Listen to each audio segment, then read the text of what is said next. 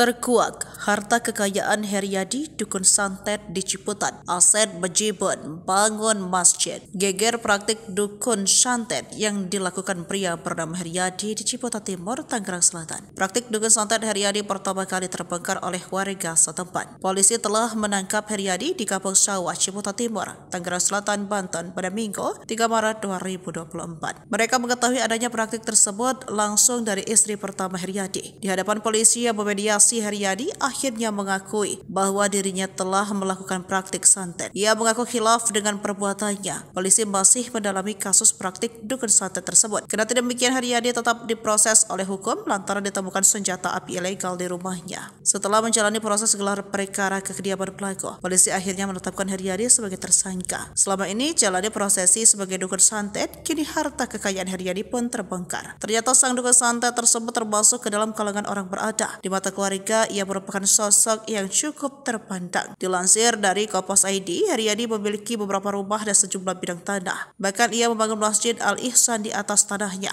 Heriadi juga memiliki rumah kayu di Jalan Haji Hasan dengan beberapa mobil antik yang terparkir di halaman depan.